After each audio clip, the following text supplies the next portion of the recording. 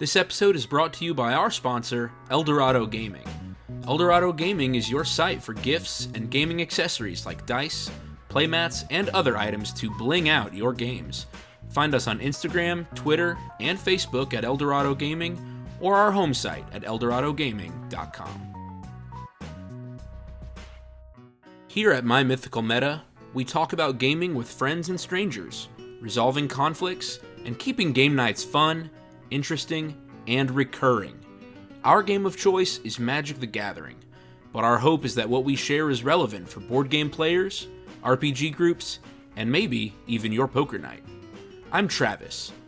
With my friends Derek, Randy, and Benjamin, we've been playing Magic together since 2014, and every game day is fresh and exciting. We've got families, we've got jobs, but with the power of friendship, our games go on. Subscribe to My Mythical Meta, presented by Eldorado Gaming, wherever you get your podcasts. Welcome back to My Mythical Meta. I'm joined today by Benjamin. Hello. And Derek. Hey. No Randy here tonight. Just like planning for a normal game of Dungeons & Dragons, schedules do not always line up.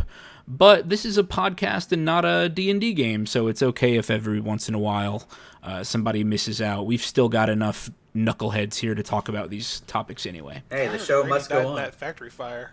What'd you say, Derek? I said I heard Randy died in that factory fire. Back in the 90s. Yeah, who knows if he'll ever return? I don't know. Well, his girlfriend just came back to town, so that might be it too. Oh, yeah. He got a girlfriend? It does affect our gaming, this girlfriend of his. This whole girlfriend thing really does affect our gaming, it's true. We're going to have to talk to Randy about it. In a session 0, we're going to have to set some expectations down. Whenever people play games together, it is important to talk about what people expect from those games. In Magic the Gathering, that's our game of choice, people have started calling this the Rule 0 conversation. Something that comes before all of the rules of the game, where we talk about what we like. Session 0 is not a term that I came up with. Rule 0 is not a term we came up with. You can find the terms Rule 0 and Session 0 in most role-playing game books. You know, at the beginning of your Dungeons & Dragons rule books or anything else, usually in the first couple pages, they'll say, Rule 0, the first most important thing about playing a game together is that people should have fun. That's the whole point of playing a game together. The fun of each participant is paramount.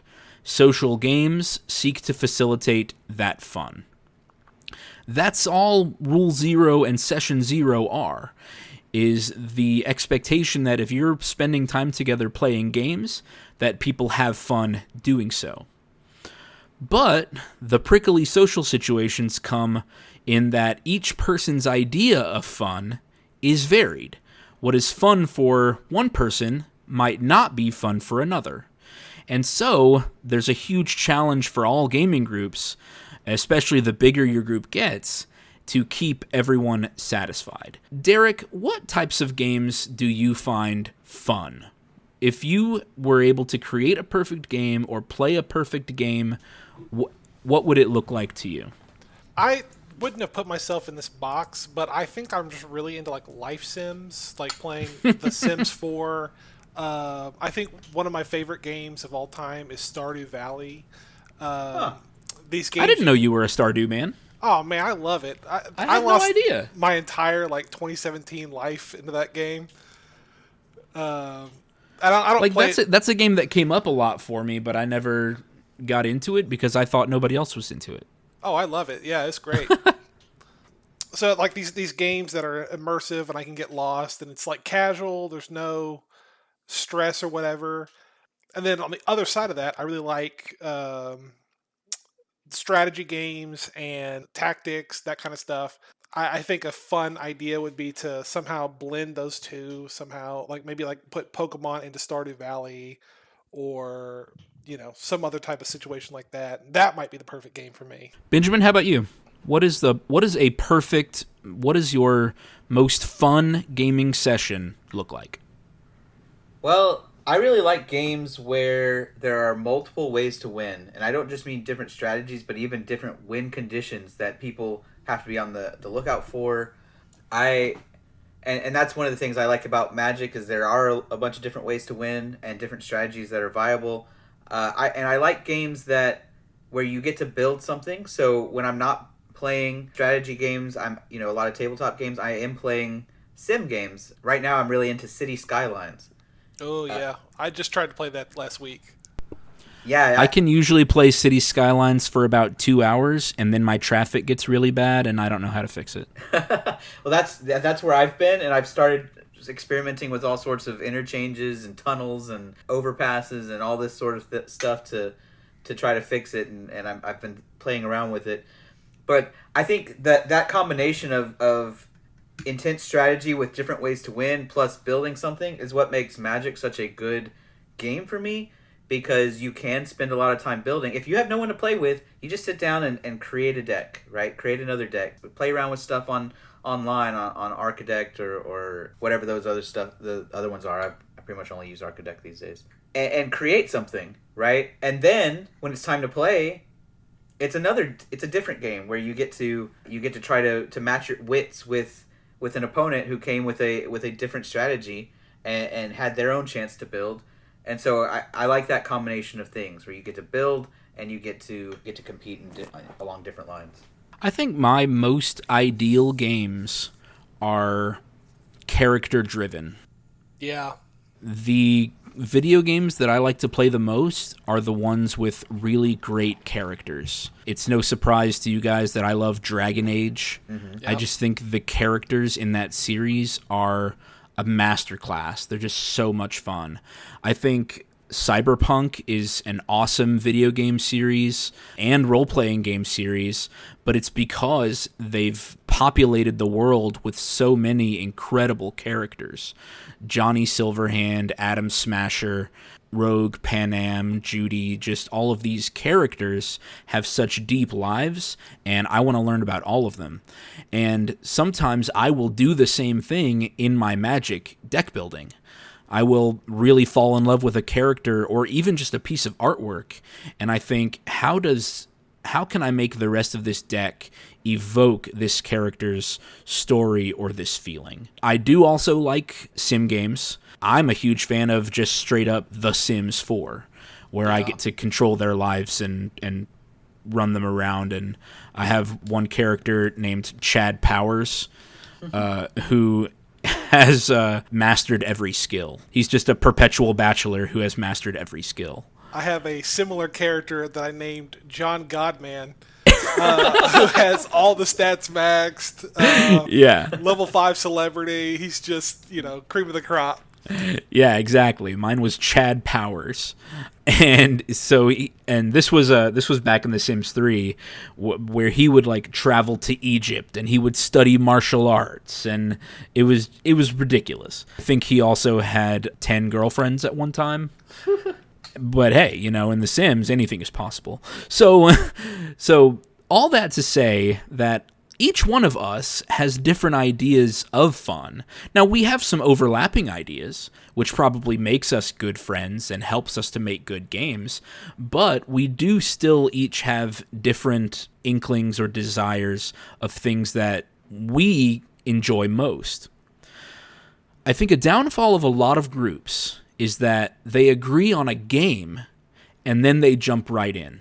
They hope that agreement on a game is enough to have fun. If we all agree to these rules, then we'll all have fun. I remember, what was it? Have you guys ever played beer pong?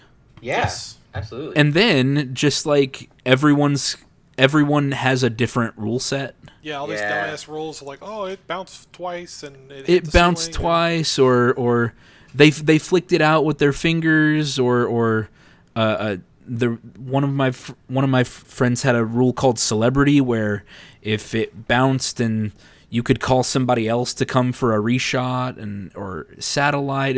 It's just, it gets more and more confusing the more different rules there are. the same was true, Benjamin, when we grew up with a pool table. Yep. Like, it is, everybody's got different rules for it.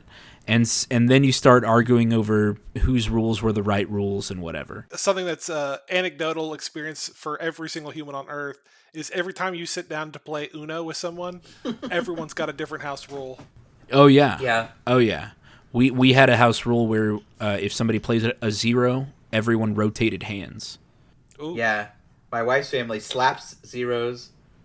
They slap? Why? They slap, and if you're the last person to slap, you have to draw a card or 2 cards.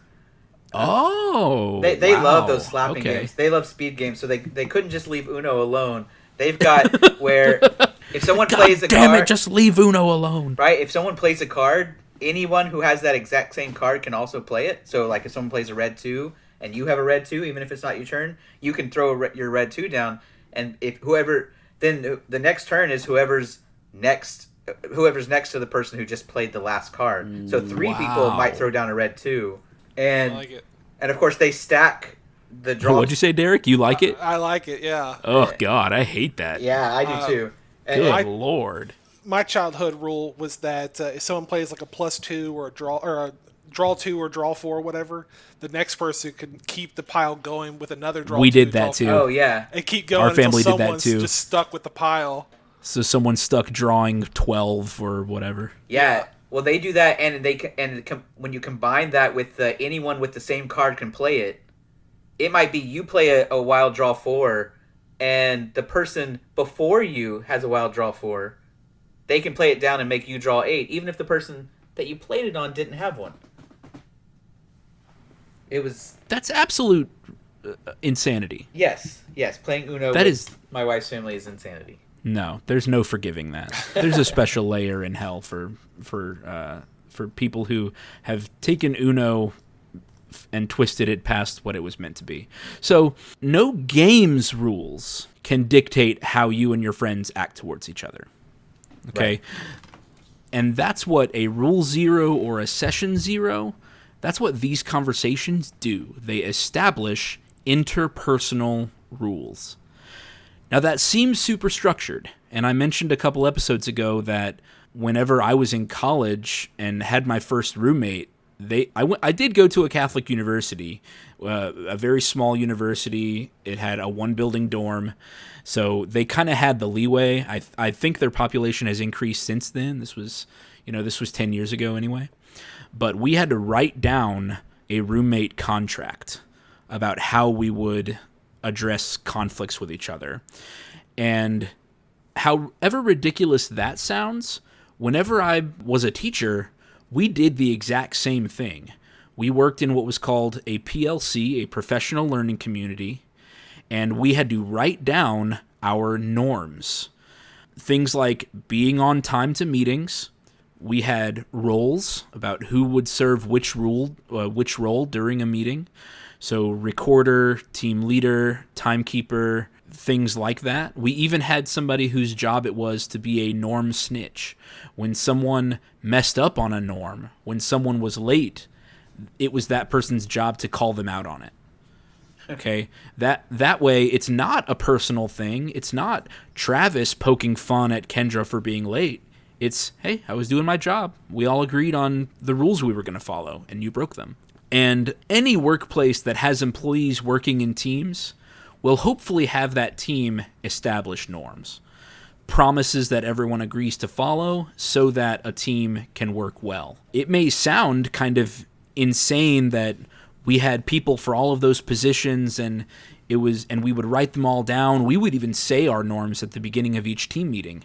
But at the same time, if you looked back at our team's performance over the 3 years that we were together, we were a highly functional team getting great results every year because we were not wasting time holding silent grudges or sulking in the corner when someone spoke over us or just little things like that, because we had norms. We had established rules for how we were going to work together.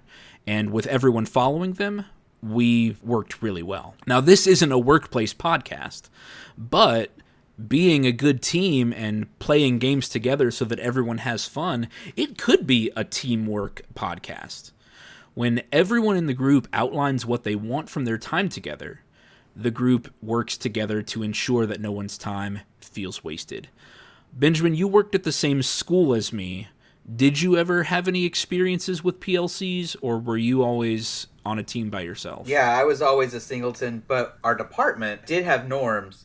They were a little looser than it sounds like your PLC professional learning community team was, but we didn't have specific roles for like norms, niche and stuff. We just made fun of each other for being late, or everyone was called out when they messed something up, because we were that kind of group where we were kind of a work hard, play hard kind of group, because all of us are singletons basically, and so we're very much like, don't waste our time. We're doing this meeting because we have to, and if you are making it take longer or not up to snuff, then we're going to call you out on it. So we did have a different set of norms and different expectations, but once again, we all understood that. We were kind of introduced to that early in the school year, and since my department head has retired, the culture has shifted, and so and that's interesting to see, right? This is the sort of unspoken rule zero or session zero. You can kind of see it evolving. I could see there being problems when they're not as clear cut and everybody's on the same page as maybe your PLCs were. So that'll be interesting to see how it develops with the department head retiring last year. Does your department head make more money? Than who? You. Oh, yeah. Seize the gap, Benjamin. Fill What? the void. Fill the power void. Oh, no. Our department head retired at the end of last year, so we already had a new department head this past year. Oh, boo. Yeah. But Derek, what is your working environment like? You haven't told us much about whether you work on a team or not. Do you think it would be improved through team norms? So right now I work remotely. I just pedal around data entry stuff. It's pretty solo work. I have a quota to meet every day. And it's kind of, I work alone, and there's a group of us that work together towards the same project, but I'm kind of a cog in the machine, and all the cogs need to work doing their individual things so the whole machine runs. But I don't really work with a team, which is how I like it. I like to be alone.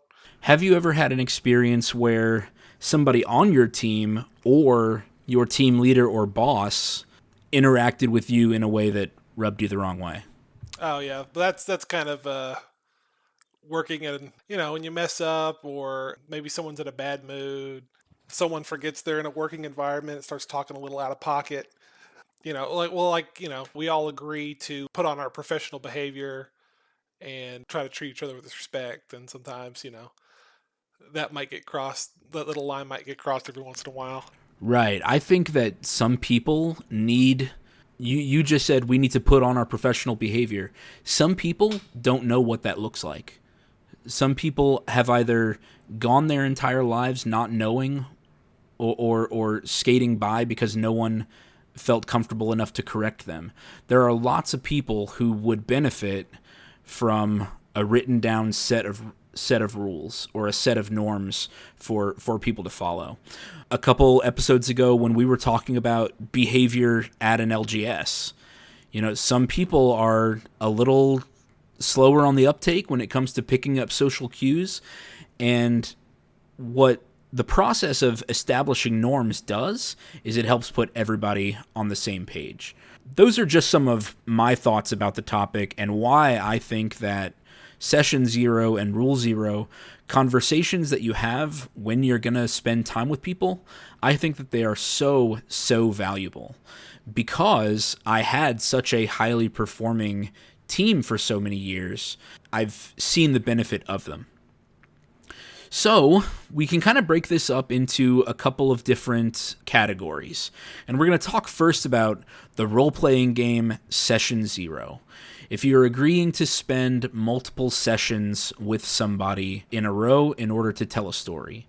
So I'm going to start with my kind of personal experience about playing Dungeons & Dragons with my Boy Scout troop. We would play on campouts.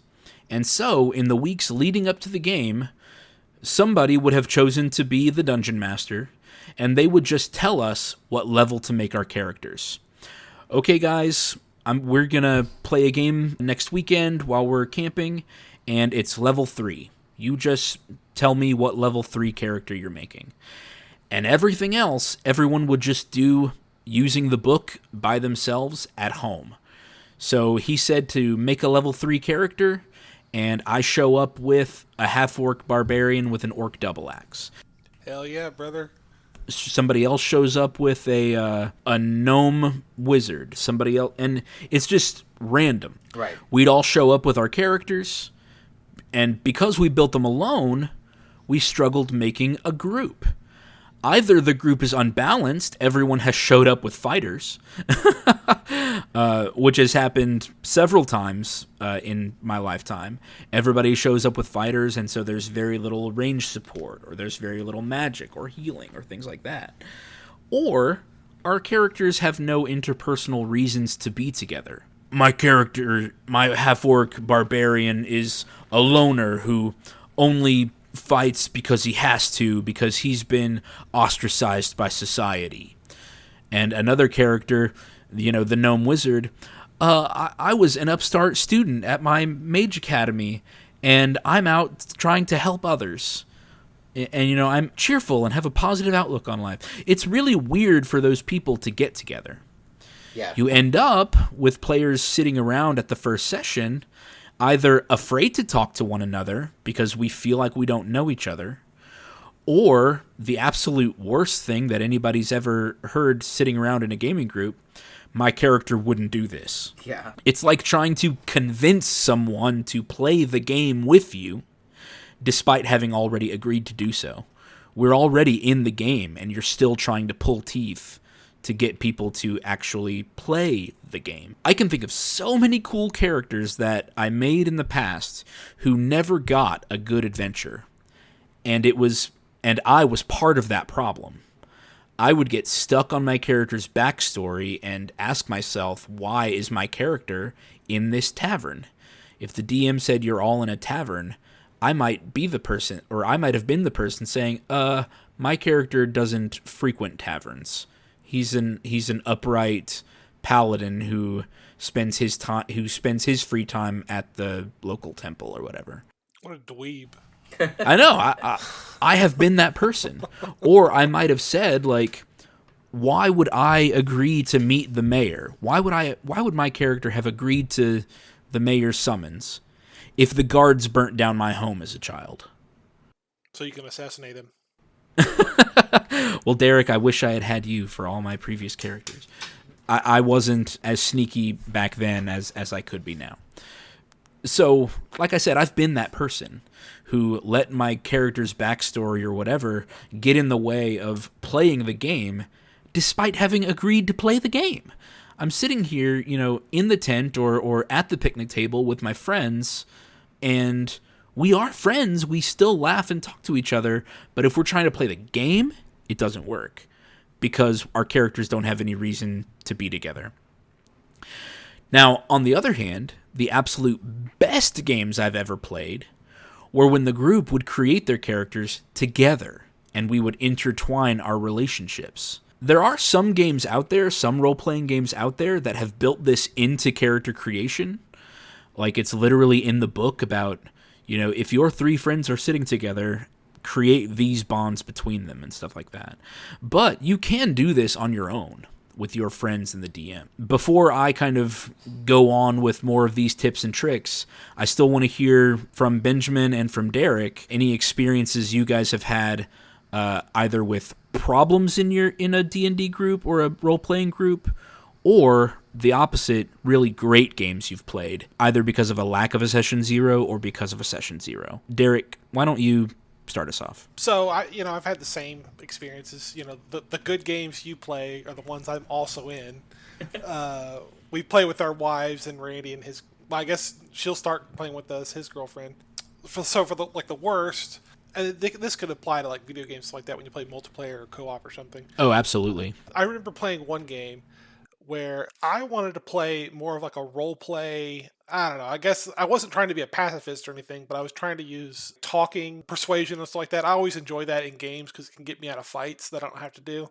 And so I was trying to do that with this. God, I think it was like a storm giant or something like that. And I was like, hey, man, we don't have to fight. And it was kind of working. But then the rest of the group just said, screw that. We just want to kill him. They kind of got a little murder hobo-y. And that wasn't fun for me. And it was annoying for them. We just wanted they wanted a hack and slash murder fest type thing. And I wanted a talking simulator, I guess. Yeah, it sounds like they wanted a combat adventure, and you wanted something that was more, diplomacy or investigative or persuasion and stuff like that. Yeah, I just wanted I like the role play character part of it more than I like the combat. This is coming from somebody whose current character is a full orc wrestler who just wants to suplex everything he sees. God, it's the best thing ever. I watched too many Denzel Washington movies, and now I want to take that that level of action into every fight. On the best side, we had the last game we played, I had a Tabaxi rogue. And, your catfolk rogue. Yeah, so this was with Travis, me, our wives, and then Randy as the DM. And we had all made our characters together. We were all like in-game friends. And man, what a great session, like whole game that was. Everyone was on the same page. We'd have different adventures with different people and stuff like that. It was great. Benjamin, I know it's been a while since you did the D&D or the Cyberpunk or the Mage thing, but do you have anything you want to add here? Well, I do have very similar experiences to you with playing in the Boy Scouts and stuff, but I also played a lot outside of the Boy Scouts, especially with Will and with there was a guy named Chase that I would play Cyberpunk with, and a few other folks that I played D&D with regularly. And I had a similar problem to you, not the whole my character wouldn't do that sort of thing, but whatever I wanted my character to do, I always min-maxed it. Like, so much, where, if my character was a fighter, then he was going to be dumb as rocks. He was going to have every single intellectual or communication deficiency so that I could buff up damage stats. He was going to, if I was going to play a bard, I was going to find a way to max that out. And that always meant, now that did provide some interesting roleplay opportunities, but it always meant I never had a well-rounded character. It didn't always fit in with what people were trying to do, etc. And I've never really gotten over that. I still like to do that. I do that, like when we played Martian Colony, you probably noticed I did that. I made a character. I think I remember that. What kind of mech did you make again? I made that one that was it looked kind of like a golem Pokemon. It was round with just claws. It had the rocket-powered elbows, right? And it had like max speed and max power with the rocket-powered elbows, and it didn't do anything but fly straight at something and hit it real hard. It was just a cannonball. It was basically just a cannonball with a claw attached to it, and it was and it had no armor. It was just so fast it couldn't get hit, and it would just fly up at something and hit it, and then run away, and try to do that over and over again. But also the character in that game was also a mute bodyguard that just obeyed the other characters and then ran around and hit things. I feel like I vaguely remember you making a character in Scouts who couldn't read. Oh, yeah. Well, okay, so that's in... there was a really funny game we played in Scouts that involves like talking we were animals that trapped in a research lab or something. Yeah, that was a fun game. But yes, my animal could not read, and it had... Oh, this is an example. That character had a lisp. Why did it have a lisp? Because that gave you points to put somewhere else. And... Yeah. so everything of course, everything I said as that character had the lisp, and I'm sure that made it fun. But it also, I would go around asking the other characters, "What's the thing? What's the thing?" to try to get them to explain, because they could read, right? So I'm a munchkin. Let's get to that. I'm a munchkin when it comes to role playing games. However, the best role playing games I ever played were the ones where we didn't have a first game where it was all you're in a tavern and now you're meeting each other for the first time. It really was, before you show up to play, y'all need to figure out how you know each other, right? You can be a loner whose family was all killed and you be a happy-go-lucky bard from that has a bunch of friends. Did the loner happened to get rescued by your team, and now he begrudgingly accepts y'all as friends even though he doesn't really like anybody. Like, figure it out and tell me that before the game starts. And it required us to work together to create those bonds and to know what kind of game we were going to play before we even started, because we knew how our characters fit together, and we created their backstories together. And so if there was, even doing that with that Martian colony game, the way I was able to have a bodyguard, an idiot guard that just was going to punch everybody to death, was we made somebody else's character a really intelligent, high-ranking commander who kept me around and ordered me to do certain things. And that created a game where the characters worked together because they had to, and they had been created together. So right. And so I think that everything you're saying, as far as I've experienced it, despite not being role-playing games not being my main gaming thing, I've experienced that where the people who just show up with their characters all mismatched and haven't had, they don't know anything but what level they are. Yeah, that those games don't always work, and you waste so much time, right? You just had a weekend. It's not like you're carrying a long-term campaign. Your weekend was spent half just trying to get the team together. Mm-hmm. And whereas games where the characters were created as part of a team-building exercise before the game even started, those games ran much more smoothly. A recurring example from when I was in high school, and it kind of became a running joke, it happened so often, I would make a character that had a mount. A horse, and I would dedicate my in-game resources like feats and skills to mounted combat, lance combat, and all kinds of stuff. And one of my characters even had a war rhinoceros, but inevitably the DM would lead our adventure into a cave or some underground structure. Yeah. Where my animal's just like, nope, not gonna do it. So I would make characters, and then the game just like wouldn't fit for that character. I'm sorry, my mounted chevalier is not a dungeon crawler. So if the DM wants to run a classic dungeon with lots of monster combat, a player is going to often feel cheated if they made a character that's good at something else. If they made a character that's some kind of urban investigator that's great at conducting interviews, well, I don't really need to interview the giant spider. I don't need to interview the dire bear. Like, those are things that are not necessarily going to work out. So one thing that worked really well in college, I've talked about Richard already, is before any game, he would say, you've been traveling together for at least 6 months. And, like, we would just have to find out reasons to care about one another. Why have we been together for 6 months, and why have we decided to stay together for that amount of time? And the DM should be a member of those conversations. But these are things that, Derek and I have done group chats without Randy present before about what our characters wanted to do. So here is a brief checklist of questions that your role-playing group could work through before the game starts in order to make sure that you have a fun game once everybody participates. The first thing you should check is the genre of the game that you're going to play. We've been talking a lot about medieval fantasy, about Dungeons and Dragons, but that is by far not the only popular role-playing game or role-playing system out there. Modern superhero.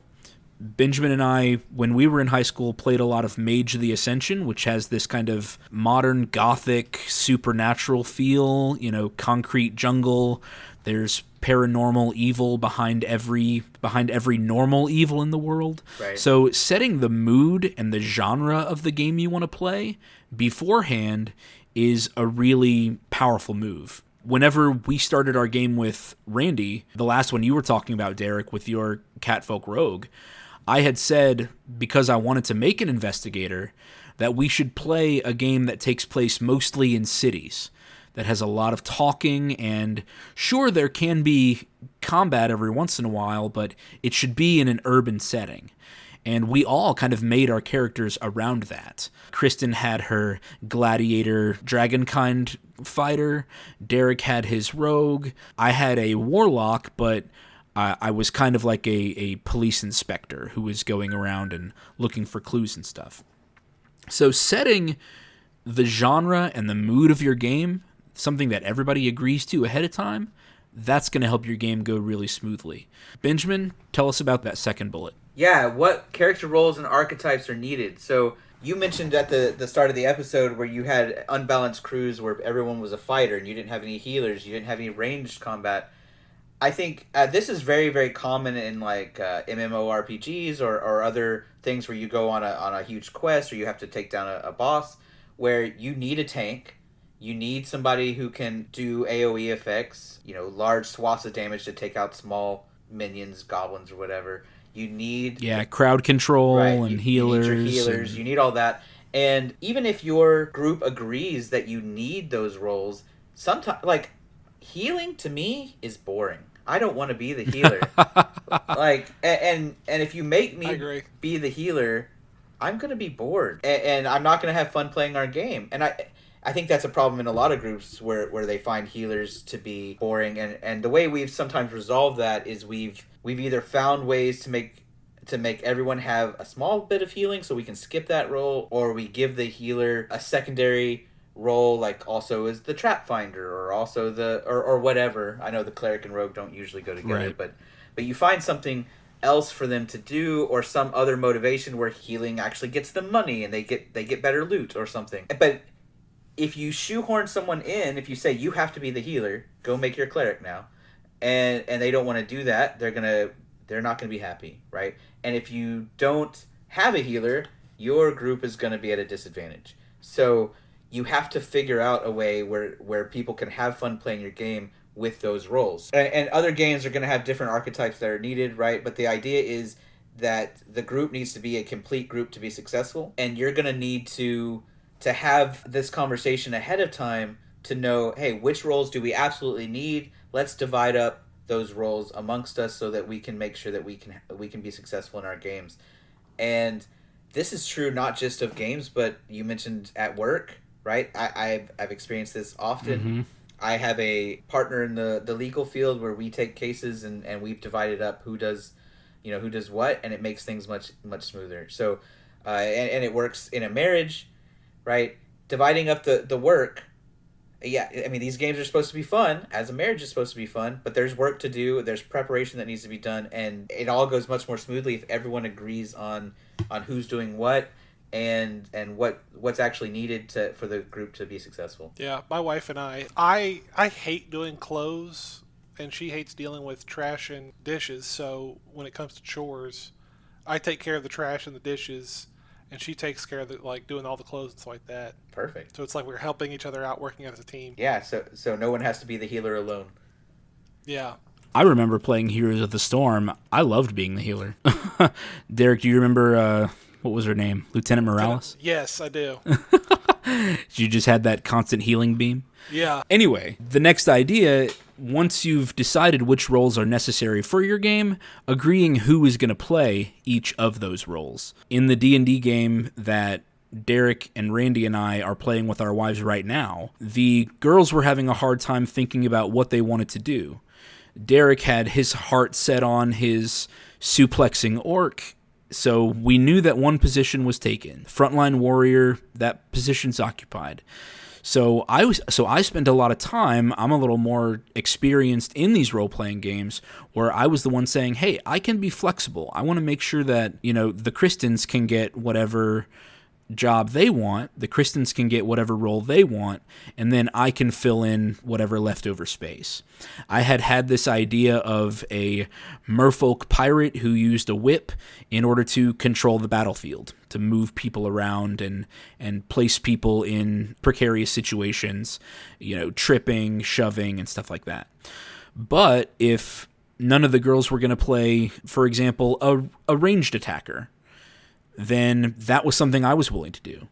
If we're going to be in combat, most medieval fantasy is a combat-based game. So if we're going to be in combat, I want to make sure that we can deal damage from whatever position we're in.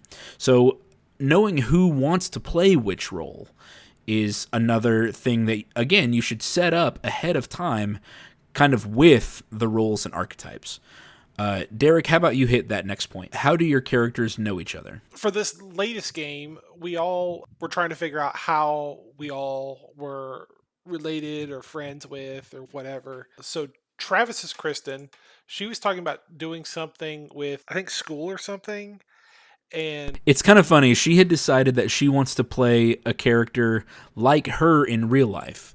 Someone who has spent their whole life working in a cubicle, who wants to branch out and see the world. So now her character is doing that. She decided that her character is going to have been someone who had an office job most of his life and is now going out and finally adventuring.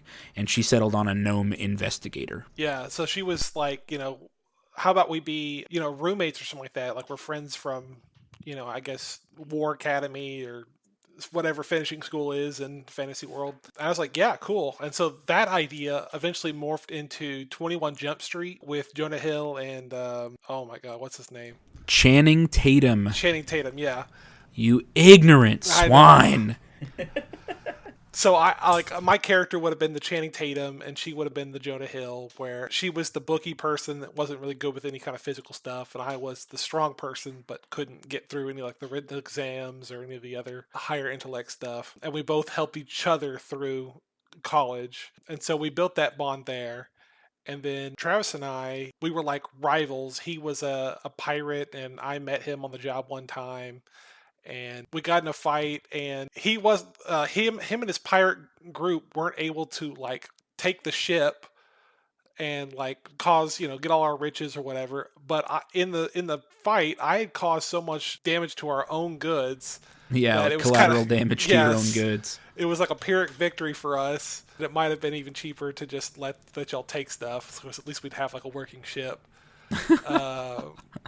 So we built this kind of rivalry with like a backstory, kind of like little events that happen here and there. And then how did we meet my Kristen? Was it like a bar? So Derek's Kristen is an Amazon who comes from an island of only women, and she has decided that she wants to meet as many men as she can. So her story was that she was in a bar, and what was it? We were fighting, and Yeah, I then think we were accidentally fighting- ran into somebody who was coming onto her. I think I had thrown something at you and you had ducked and it hit the guy that was bothering her. Yeah, So like the whole situation made it seem like we were like saving her for some kind of scumbag guy. yeah. So the idea is that, and all of this happened, all of the story events we've come up with Before the game even all started. All of it happened before the game even started, before we even sat down for our first session. We've established all of these little relationships, which people are childhood friends, which people are coworkers, which people went to school together. Why would these people willingly spend more and more time together? Having reasons for that, just like actors who are asking the director, what's my motivation? That's what a role-playing game is. You're being an actor putting on a character. And so knowing your motivation to protect your other teammates from the DM's monsters or whatever, knowing those things are going to make your group that much more powerful, and you're going to have that much more fun doing it. Another idea is to establish a common goal for all of the characters.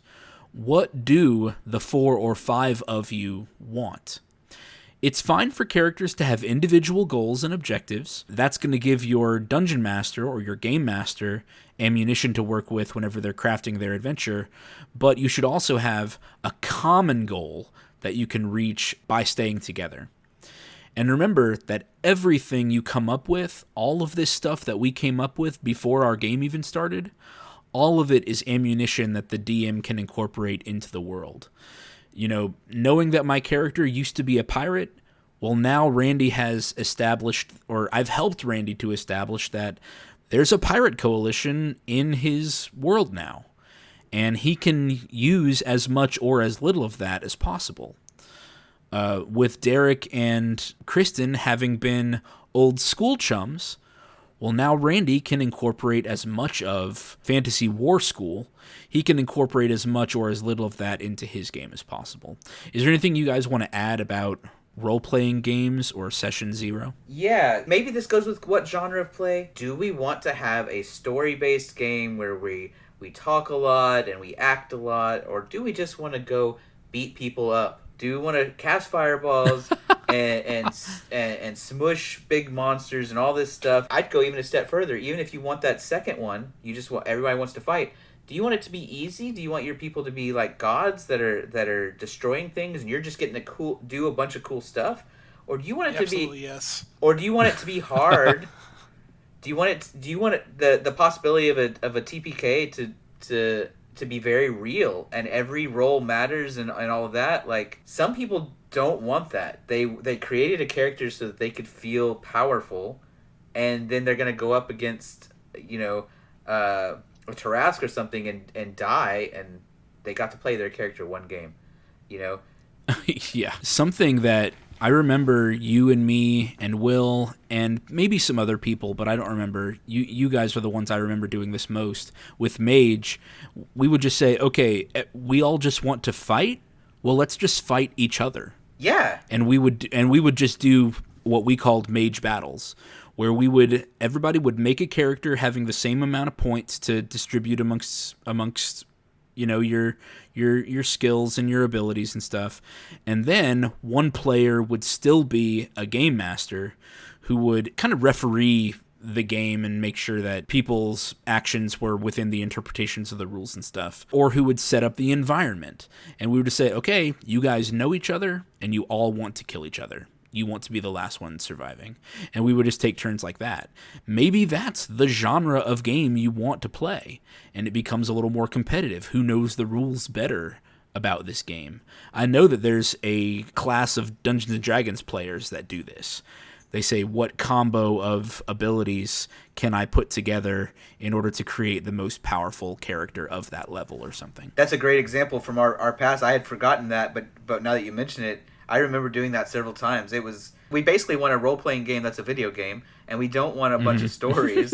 So why, don't ask the DM to do it. Just go fight. And so I think having that established early on is going to make everyone's day better. And I think this is going to be a good segue, or I hope it is, into our next topic about Magic, because it's along the same lines, right? Where you say, if you want to have a long game where everyone has a chance and it's a slog fest, that's different than if everyone's trying to combo out on turn 2 or 3. And it's the same thing in a role-playing game. If your guy is just Hulk smash while the other person's trying to finesse their way through a bunch of intricate mazes and stories and puzzles and convincing people of things and all this stuff, those two characters are going to get in each other's way, and somebody's probably not going to have a good time.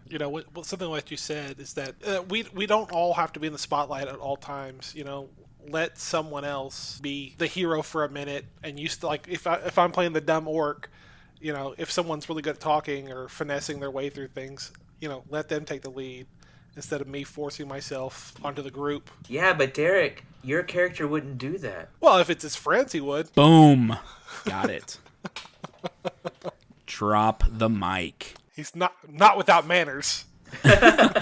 Something Randy did really, really well in our last game, and he even made this explicit. He just said it up front. He was like, okay, guys, this session, this adventure is Kristen's. Mm-hmm. This adventure is Travis's. And he gave each of us a story where he said, I made this one just for you. Aww. It was really, really cool. Yeah. For example, for Derek's quote-unquote adventure, we all ended up basically becoming the Power Rangers and unlocking a Megazord in order to fight a giant grave skeleton thing. In order to fight a giant, fleshy skeleton golem that was about to destroy a town. And you know how we beat him? Suplex. Suplex. So, like, I've got it tight. A really great group, and again, you tell me ahead of time that it's Kristen's show, that we're going to be meeting her father in this adventure, and that we're going to be helping her father to protect their hometown from a monster. You tell me ahead of time that that's what's up, I'm happy to play supporting cast in that episode. Right? Because it sounds cool. Because you're telling me ahead of time what role each person's going to play in that particular adventure. So the second genre of games, the second type of pre-game conversation we're going to talk about is for collectible games. So we've said many times, our game is Magic the Gathering. Each player has to construct their own decks ahead of time, and then we bring them together in order to play those games. But a lot of games fit this profile. Warhammer 40k, Star Wars Legion is a more recent game. They kind of stopped doing Imperial Assault and devoted all of their resources into Star Wars Legion.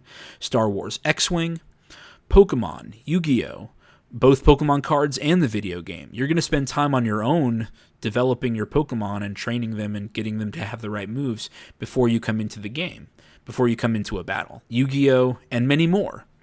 With games like these, players spend time on their own preparing in order to play. They prepare to play. So they're going to make their decks, they're going to form their armies, they'll craft their list. And in some cases, with games like Star Wars Legion and Warhammer, they're going to spend actual time and money building and painting the physical pieces they want to play with, beyond just learning the skill and the strategy that they want to use for that game. All of the games I've mentioned require money, actual money to play. If you're investing actual money to preparing to play your game, then you expect a payout. You expect a payout from the time you get to spend actually playing it. It can be very disappointing to have invested time and money into a game only to be disappointed when you're actually playing, or to feel that your time was wasted when you actually get to play. That's why these Rule Zero conversations before playing a game are very important, so that everybody can get what they want out of it. Now, in a highly competitive setting, especially one with prizes on the line, competitive Magic, if you're playing standard Friday Night Magic or a Grand Prix or qualifiers, if there's a game with prizes on the line, Rule Zero might not be necessary. There is no Rule Zero. There's just the rules of the game. We're going to see who knows those rules best in order to win. All the players showing up for the competitive game for the prizes, they've already agreed that the reason to play is to win. That's why they're devoting, their 3 hours on a Saturday for the pre-release or whatever. That's why they're there. They've all agreed that the reason to play is to win. And I said this a couple episodes ago, play groups that are highly competitive are usually very healthy. They want to play and win against tough and smart opponents, and because they already know that their opponents feel the same, feelings usually, there's always a caveat here, aren't hurt. Or the social agreement, the norms they agreed on, are that people aren't upset whenever they lose. So, games attract their players in different ways. Strategy and mastery of gameplay is only one way that games attract players. Artwork, themes, lore, all of these attract players too. Those are the things that got me into Warhammer 40k. Those are the things that got me into Magic the Gathering. Players may want to experience the game in other ways despite gameplay disadvantages. Me choosing to play Death Guard or Nurgle armies in Warhammer 40k, that may be a potential gameplay disadvantage if I'm going to ignore some of the other demons that I might have access to in an army. Players should say up front what they expect and what they're bringing to the game. I want to start off by sending it to Derek or Benjamin. What do you guys think about how games attract players and the investment of time? What do you guys want to add here? I think Travis did a pretty good job of covering here the lore, Yeah. the art, the gameplay. I think the online communities are really important, and I don't know that games themselves do this as so much as just people who were attracted by one of those other things get on and start talking to each other. They create Reddit forums. I remember before I was on Reddit, I was on the Magic forums. I mean, they're all over the place. That's really what got me through some periods where I didn't have a lot of people to play or a lot of time to play, but still wanted to stay connected, is I was on Reddit a lot listening to people talk about it. And so I think creating that large community can keep people in the game once they found it. I did the same thing with X-Wing. The only people I was really playing with were literally just Derek and occasionally my wife Kristen when I could, wrangle her arm into playing a game with me. And Randy would play if it's what Derek and I wanted to play. But, I found an X-Wing podcast. I was on X-Wing forums because I was only literally playing with only one person. That's my first example. I spent several years, probably 2 or 3 years, getting into Star Wars X-Wing, the miniatures game. This game had everything that I loved. Obviously Star Wars, ships, space battles that felt intense, where every piloting moved mattered. And at the time, the strategy was deep enough to scratch the itch. This is before first edition was so bloated that Fantasy Flight Games literally reset the game with a second edition. That's just a side note for anybody who's out there who's interested in X-Wing. So I really enjoyed making lists on the fly that were fun and thematic. So I would make a red squadron with 3 X-Wings. Luke Skywalker, Biggs Darklighter, and Wedge Antilles. 3 X-Wings together. Or maybe I would do Black Squadron. Darth Vader in his TIE Advanced with a swarm of TIE fighters to back him up. And when I played with friends at home, when I played with you, Derek, and with Kristen, we would have really long games, sometimes 2 or 3 hours. Yeah. But they would have nail-biting endings. They'd have thematic stories with characters that we knew, and last-minute turns and piloting errors. Oh, you bumped into a rock. That's the worst thing that could have happened. And it was a ton of fun because we were creating our own original Star Wars battles. I agreed one time to meet a friend and his group at their local shop, and I brought my Red Squadron 3 X-Wing list. One of their friends, so this wasn't my friend, but my friend's friend, he had a top-tier, top-meta list. And for anybody who cares, it was the Dengar Jumpmasters list, where you could just alpha strike with missiles and usually kill somebody on turn 2 or 3. Just completely neuter their entire group by taking out their ace, and it'll just be done. And that's exactly what happened to me. The game was over on turn 3 to an alpha strike that obliterated my list, and it simply was not a balanced game. I had never played X-Wing at that level in order to figure out, first, the combinations of cards and ships that can accomplish that, but secondly, that's not the kind of battle I ever wanted to have with my wife Kristen or with Derek. So the game that I had with this guy at the shop simply was not a balanced game. I didn't enjoy getting blasted out of the sky without a chance to use any of my abilities. And frankly, I don't think he actually enjoyed winning without a fight. Now, we were strangers, and we hadn't discussed the kinds of games that we wanted to play. We did play a second game. It had the same results. I hung around for another hour or so and watched my friend and his group get in some more high-powered games. And I don't think it was anyone's fault that we didn't enjoy those games together. And in fact, I think it was probably more my fault than his. When we play with strangers, we should assume that the other player wants to win. It's a game that declares winners, right? So I should have assumed that that's what this other person was going into this game with. I didn't make that assumption, and I paid the price. I didn't have a lot of fun at that outing. Have any of you guys ever been in that situation where you came into a group of strangers and what you were prepared for was completely different from what those strangers were prepared for? And whether it's specifically Magic or any other game, have you ever been in that situation? I've been in it a few times. I remember one of my very first, I was a kid and Yu-Gi-Oh came out, and I was in like a small country town or whatever, so there wasn't like a lot of stuff to do. And they were going to throw a Yu-Gi-Oh, I guess, get together or competition or something like that at a Hastings, which is like a video book music store type thing. So as a kid, I was like, yeah, I'm gonna go. And as a kid, I think it's good because I don't know anything better. The internet wasn't great back then. I went up there, I might as well got slapped in the face, just immediately just kicked in the mouth, pushed down on the ground. It was awful. And that was my villain origin story, and now I'm trying to find the people who wronged me. And we've also had games of Magic, I remember a guy taking, infinite turns, and it's like, okay, well, that's Yeah, it. we were just not ready for that type of deck to pop off with us. Yeah. Benjamin, have you ever been in that situation where what you came to the table against strangers was just completely different than what they had? Yeah, and it's kind of been the other way. And actually, joining this group once I moved back to Houston was kind of like that, where I built decks.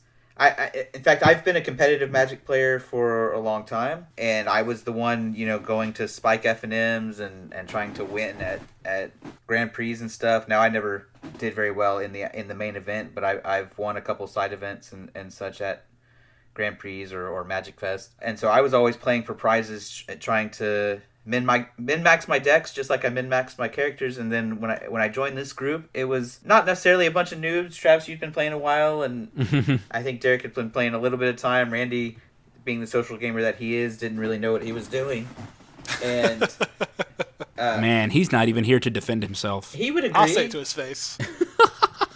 And so I think we talked about this a couple episodes ago, where I spent a lot of the early time, it was 3v1 and I would still win.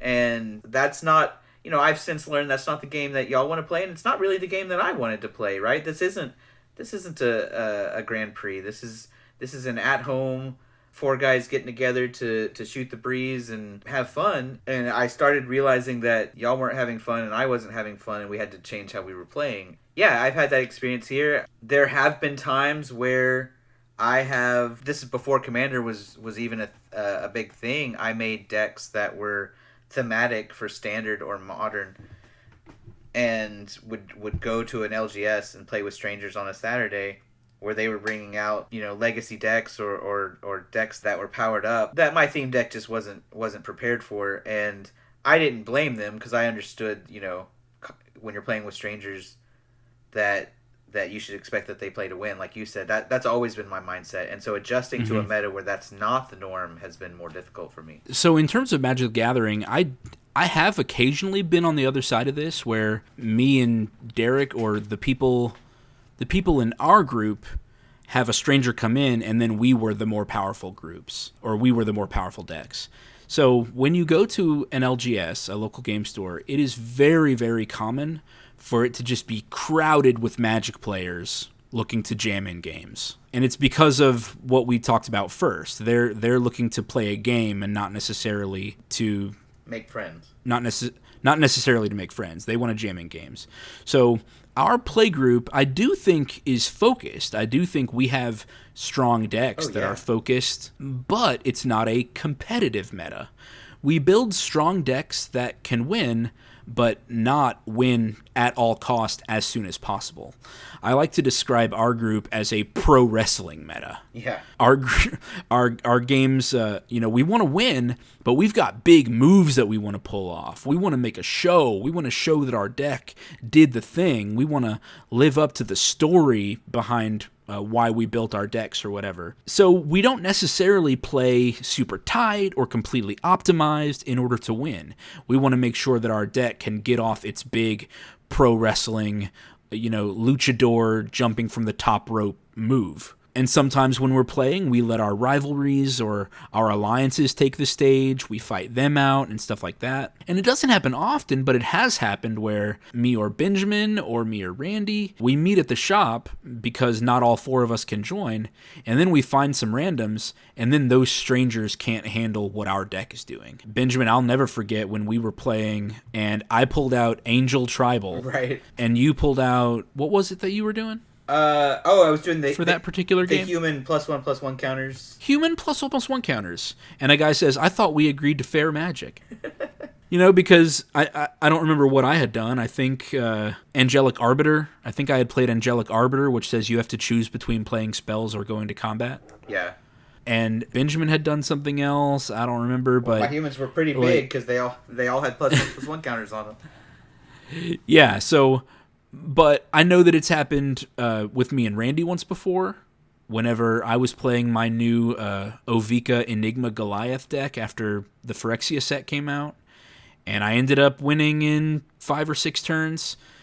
People say, "Man, I thought we were playing fair Magic," and we thought our decks were fair, but they're fair to each other.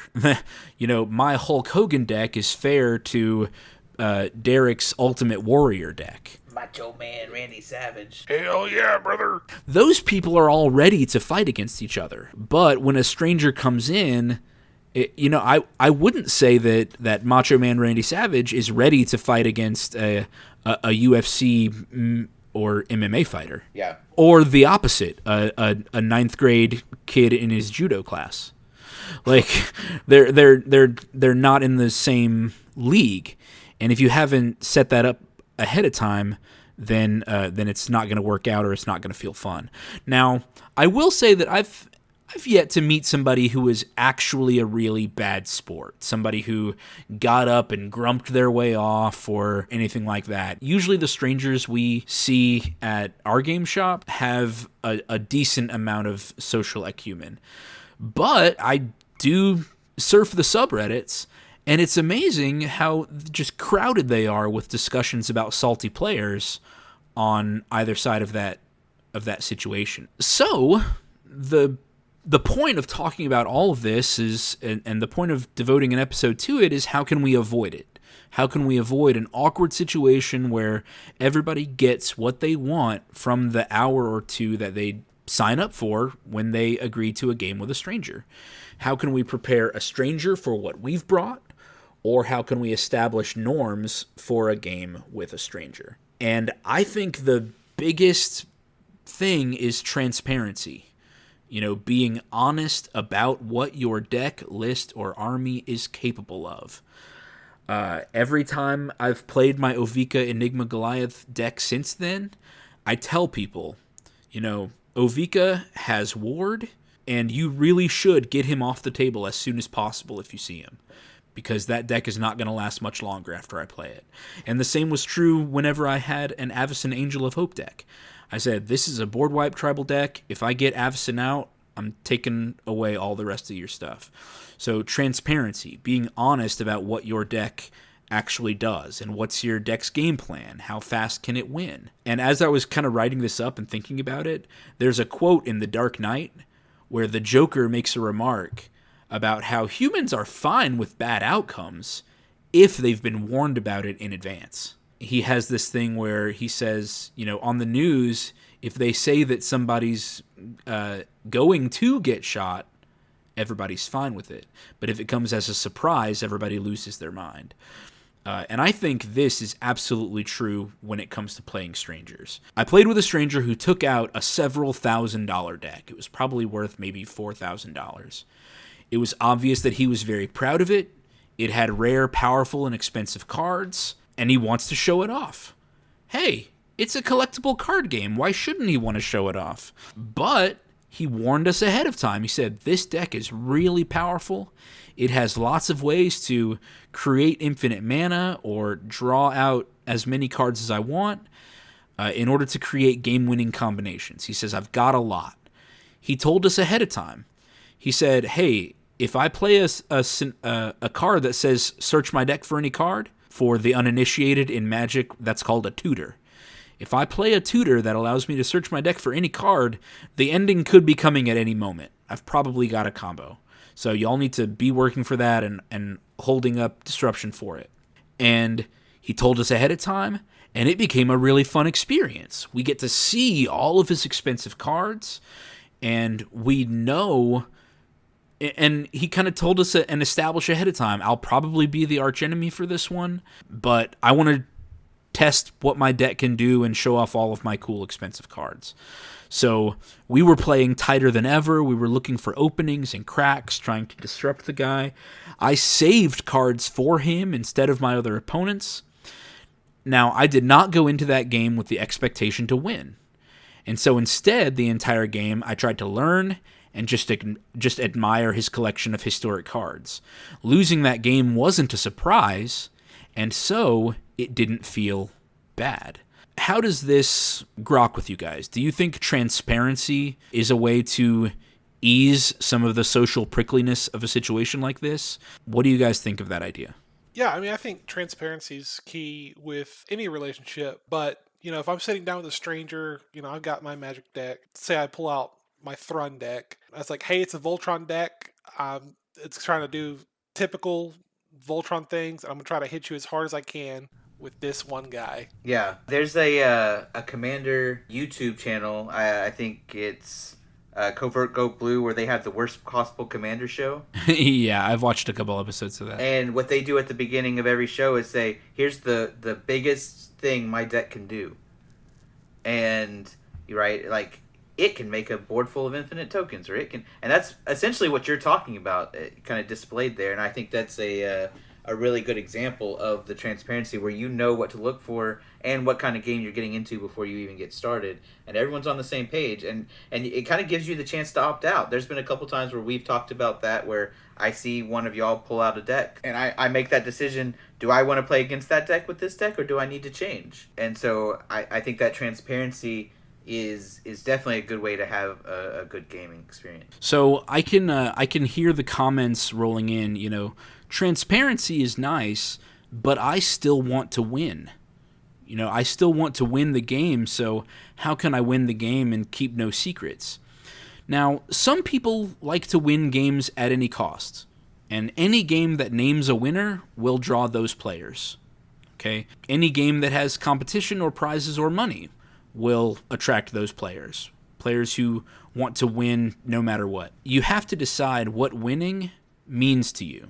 If winning is the most important thing about sitting down at the table with strangers that day, if it's Friday night and your shop does Commander, our shop just does Commander now.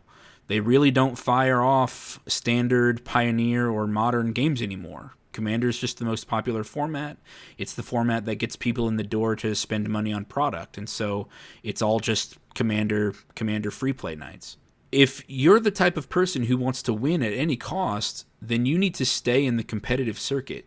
Maybe you need to play online on Arena, or maybe you need to find a different shop if you can, where there are no social rules. Where they are firing off events like Pioneer or Modern or things like that. Most people like winning, but there needs to be a nuance for why people play games. And I think a lot of people have that nuance for why they play games. So I love the feeling of winning, but only if I fought against someone else's best. And we talked about that a couple episodes too. I don't get a lot of satisfaction when I beat somebody else because of bad luck, because they were mana flooded or mana screwed or whatever. I want to win knowing that my strategy or my deck was built better than my opponent's. What do you guys think about balancing transparency in an effort to have a good social experience versus the desire to win? What would you guys do here? This might be a hot take or whatever, but I don't think being transparent about strategies or a specific card is gonna stop you from winning. At least a game like Magic, where there's so much randomness, like depending on what cards you draw. Yeah, so much variance. Yeah, if you've got open mana, there's no telling. So I don't feel like that is going to affect anything. It's like you either have it or you don't. Well, the competitive players have ways to eliminate that variance. They'll play tutors, or they'll play cards that they'll play lots of duplicates of a certain effect. Yeah, and again, like you said, they'll play duplicates. So I feel like if there are more than one card that does the same thing. Right. So you have backups for your backups for your backups in those types of situations. So I don't think having transparency is any kind of deal breaker, or just the transparency saying, hey, I'm going to win at whatever cost, and I'm going to make sure I'm going to stop you as best I can. Even that is letting someone know what they're in for. That's true. Yeah. Just saying ahead of time that I'm not here to politic or make deals. I'm here to win. And that will certainly get the rest of the group on their toes if they weren't already. Yeah. Right. And saying what kind of deck you're playing doesn't give it away. Like if you say, hey, I'm here to pillow fort, I'm going to set up every single defensive card, and you're going to have to pay 20 mana to attack me with a single creature, and you're going... like, that doesn't stop me from doing that, right? It maybe inspires you to attack me early, but that's what you should have been doing. And if this was the second time we had played each other, you would have known to do that. And so Right. it depends on, do I want to win by the element of surprise? Maybe I keep certain cards secret. I might say, I'm not going to fully disclose every single interaction. You need to be on your toes, like you were saying. But generally speaking, this is an aggro deck, or this is a control deck, whatever. This is specifically for Commander, but we all know, we all see what your commander is. It's laying there the whole game. At least us, this group, have played enough games and ingested enough Magic content to know what almost every commander wants to do, or at least like the most, mainstream form of that deck. So, I know exactly what you mean. Yeah. Every time a new commander comes out, all of the podcasts are saying, well, this is how I would build it. And now there are websites like EDHREC that are so popular. I mean, for anybody who doesn't know, EDHREC scrubs actual online deck lists from throughout the internet and then compiles them into data that you can scroll through for any given commander or card. So you can literally see 68% of people who built this commander included this card.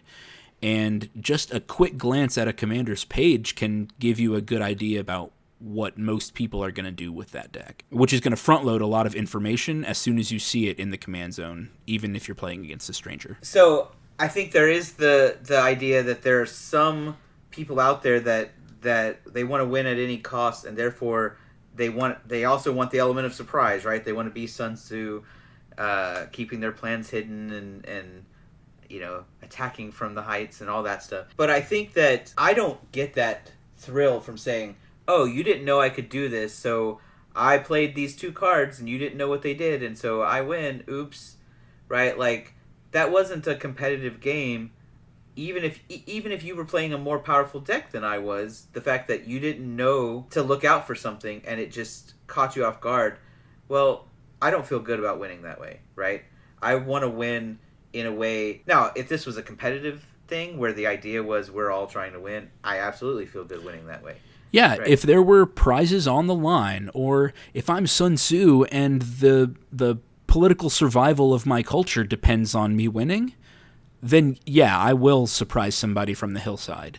Right. But if all that's happening is I'm sitting across the table from somebody and they're like, all there is just a good social experience on the line.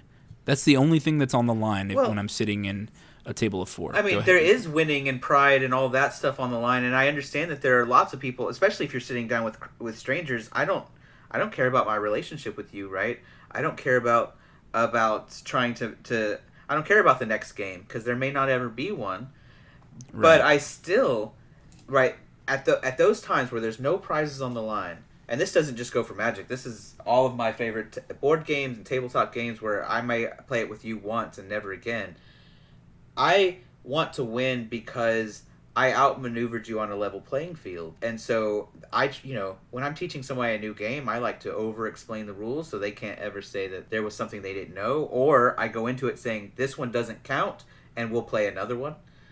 Or something like that, so that everyone sees every angle, and then we will match wit. And if this is the only time I'm going to get to play with you with this deck, I want you to know what it can do so that you're on your toes, so that I'm playing against a worthy opponent and I feel good about my victory, and not, I did something you didn't expect and there was nothing you could do about it.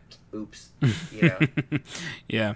So I think there's a bit of pride in that, but I think most people would benefit from that sort of attitude, that really when you're playing with strangers, you're playing against yourself in a way that and maybe there's a bit of metaphor for how people live their life. I don't know if that's true. That might be too deep. But I kind of feel that way with some people want to win easy and want to keep every single advantage on their side, even at the expense of a good experience or a good time for others. And some people want, they like the challenge and want to be challenged, even if that means they don't win because they gave up an advantage. And I'm in that latter group, right? I actually want to play from behind. I want to be the underdog. I want to have over explained what my cards do, and y'all will catch me doing that sometimes where I say, hey, if you let this, I have the infinite combo in hand. If you don't kill this thing, I'm going to win next turn. Good luck. And I will announce that to the board. Yeah. Because and that doesn't mean I don't have ways to defend it or whatever, and doesn't mean I'm not going to do something surprising in the moment, but I want you to know that the win is coming, right? And see what you can do about it. I think that helps with the transparency and still wanting to win. You can still be competitive and have a competitive attitude without ruining other people's or your own experience in that game because you were mismatched or playing for different reasons. Right. I also think that when there are no stakes and you're playing against strangers for no prizes or whatever, that is just more and more opportunity to grow and learn and become a better and better and better player. Yeah. If I'm sitting down at Friday Night Magic or a Grand Prix, I'm certainly not going to tell my opponent, you better be holding up some removal for whatever's in my hand. Like, I'm probably not going to be telegraphing that. But it's kind of like giving your opponent a handicap in order for you to keep practicing.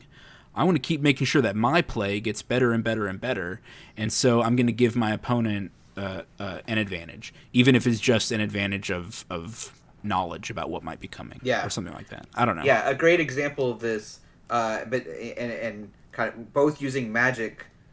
There was we went to that Magic Fest in Dallas, I guess 2019, and I was on a Smallpox deck, and for anybody who doesn't know, Smallpox is each player discards a card, sacrifices a creature, sacrifices a land, and I think loses one life just on top of right, it. and loses one life for no reason. And it wasn't the best deck. I think I went 3-3 and dropped because I wasn't going to make day 2 and wanted to do some other stuff. But there was a game that was practically a bye because I was going up against an Infect deck, and back then.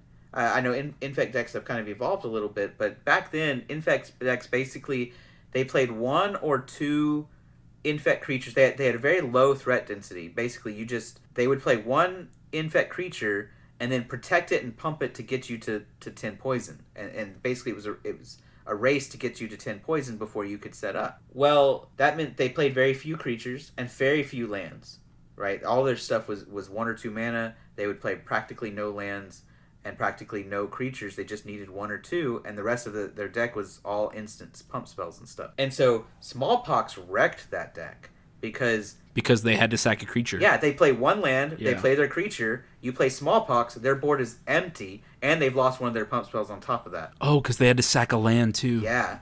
And oh my god. And so that, like, I remember I sat down and the guy was so nice, and of course I wasn't going to tell him what I was playing, but he knew after the first game, right, when we go to sideboarding. But going into sideboarding, he's like, I don't have anything that can stop this, right? And of course not, right? That's just not the game he set up to play, and he didn't. I wrecked him 2 games in a row. They were the easiest games I played all day, and I wasn't about to give up. I wasn't about to board out. To sideboard out my Smallpoxes just to give him a sporting chance. Right. But on the flip side, so we've mentioned a few times over the last few episodes Randy's token deck with life gain, his Darien King of Keldor deck. And I have a deck that just kills tokens for fun and profit. And anytime I see that he is playing Darien... God, what's his name? Grismold. Yeah, that's right. Grismold says every time a token dies, he gets a +1/+1 counter. And so the whole thing is made to kill tokens. And I've got basically every... Kill tokens specifically with extreme prejudice. Yes. Yeah. And I've got... Travis and I are paying for Randy's mistakes. Yeah. Well, but I put that deck away. Like, if I pull it out and then I see Randy pull out Darien, I will put Grismold away and pull out another deck. Because he's not going to have a fun game. His deck is not going to do the thing. And it's too easy. Right? Now, could he get lucky, and would that be the greatest victory he's ever had? Yes, but I don't want to take that chance of, ruining an hour of his life because I wanted an easy game. And it's only going to be easy against him anyway. I might still lose to one of you two while also making his life miserable. Yeah, Right. I mean, what might happen is that Travis and I are like, oh, we feel bad for Randy, so we start, beating the hell out of you. Yeah. Maybe, but the thing is, his deck would make the tokens, and they would immediately die, and Griswold would get bigger.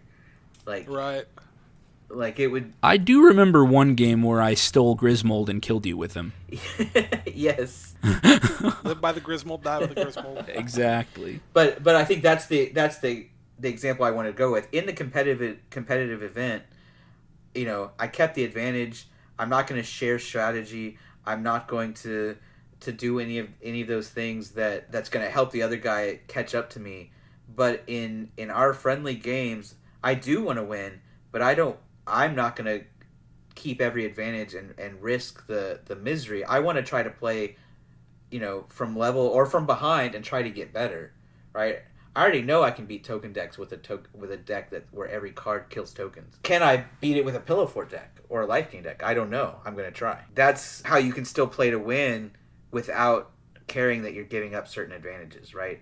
Giving your opponents advantages when there's nothing at stake is for your long-term benefit. Mm-hmm. Yeah. I agree with you. Derek, anything you want to add here? No, I think that's it. There's one last major thing I wanted to hit.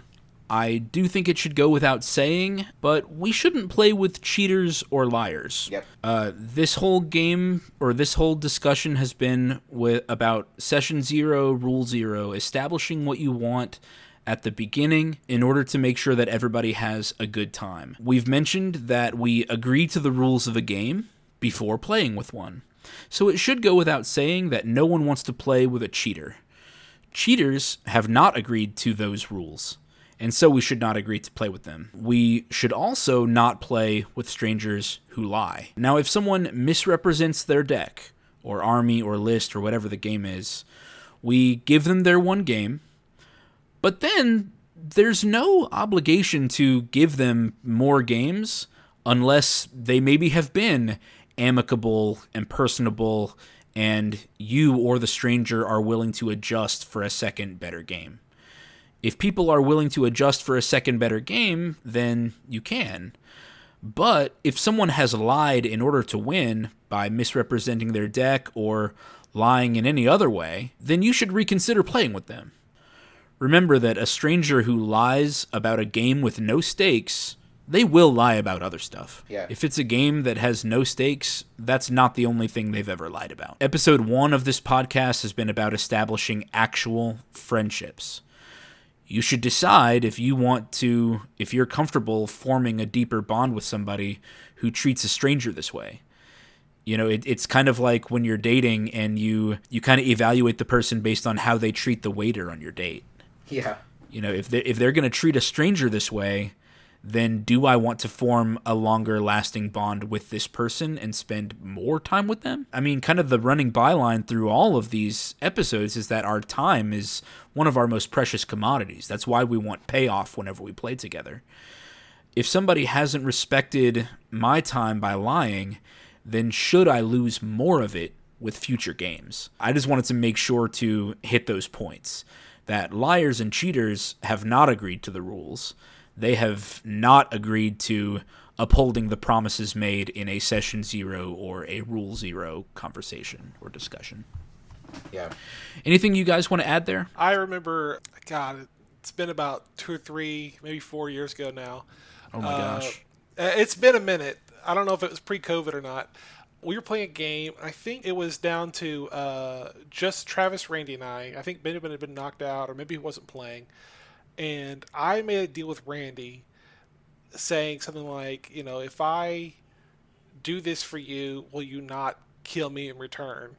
Or something like that. Like, I was going to save his life to, whatever. I can't remember. And he's like, yeah, sure. So I did my part. I think I had knocked Travis out, or maybe I got him low. But I had to, invest all my resources into it. And then when Randy comes around, he's like, oh, you're completely defenseless, and it's only between the two of us now, so... Yeah, so he's like, sorry. Which, it wasn't really lying. He just kind of was dishonorable. But it was enough of an Again, the man where- is not here to defend himself today. I'll text him after this, let him know that we were, talking shit. It wasn't a big deal, but I'm still talking about it years later. If he was a stranger, I don't know if Exactly. I do think it's very different if it's between just us Yeah. and somebody goes back on a deal or something. But again, because if it's just us, then we could play that off as, oh, I was playing a character, or, oh, but what a story that made that we can retell the next time we're together. Because our bonds are closer, and we know that there are more games coming in the future. And you can make him pay for that. Yeah, in and I future did games. for months. Exactly. You can still hold that over him, and each individual game we play becomes part of a larger narrative, part of a larger, set of battles, an entire war, rather than just a single isolated session. Playing with strangers is the idea that, listen, there may only be one game with you. I may only be with you for an hour and a half. I want to make sure that we both still have a good time there. Yeah, and I think that's different, what you just described, like politicking or going back on a deal in a game. That's a way to just figure out what kind of a person someone is and how you're going to treat deals with them in future games. Like if a stranger, I'll never trade with Benjamin in Monopoly. yeah, exactly. That's Will's doing. Will poisoned me long ago. But I would still play with someone who went back on a deal if they hadn't lied or been horrible out of the game. Like, to me, that's an in-game action. I won't hold that against them, like trying to win with like making a deal and going back on it. I'll be like, well, I'm just not going to make any more deals with you. But like, if we come in and say, hey, we're playing pretty low power here, like upgraded precons, and he says, okay, no problem, and then pulls out a 9, a power level, a something that has a bunch of expensive reserve list cards. They go turn 1, Mana Crypt, Mana Vault, Soul Ring, Mimnarch, go. I mean, that guy's Narset Enlightened Master Infinite Turns deck. Yeah. It was just full of Planeswalkers and Infinite Turns. It was crazy. Yeah, that's clearly not on the same power level as an upgraded pre-constructed deck. And so that is going to, like, I'm not going to play with that person again because I can't trust them to, one, want to have a good time, or at least on the same terms as me. I can't trust that we're even speaking the same language. Like, what does power level mean? What does a game of Magic, like, what do you want out of this? We're playing 2 different games, and they're not willing to agree to the rules, like you said. That's different. And, of course, cheating, as you mentioned, I totally agree. Like, once you establish somebody as a cheater, they're not playing that game. No one's going to have fun. If they're having fun with that, that's a problem. All right, Benjamin, give us a last nugget of wisdom to close this episode out on. Dang. Okay. So, overall, what all this boils down to is good communication about expectations, right? And it applies to more than gaming. It applies to everything in your life. Managing expectations can help you with your spouse, your kids, your coworkers, your bosses, everything. Every person that you have to deal with, when you let them know ahead of time, this is what I have to offer, this is what I'm going to do for you, and then you fulfill those expectations as you describe them, that makes everyone's life better. Makes your life better. People are pleased with your service, they're pleased with your relationship, and you have given to people in a powerful way, and hopefully are receiving that same thing in return. So clear communication about your expectations is a wonderful way to go through life and a wonderful way to go through gaming. Hot damn, I knew I'd be able to count on you for that. All right, well, let's close out this episode. Thank you very much, Benjamin and Derek. I have been Travis, and we hope you guys have great future games with friends and strangers. Have a great night. Bye. Bye.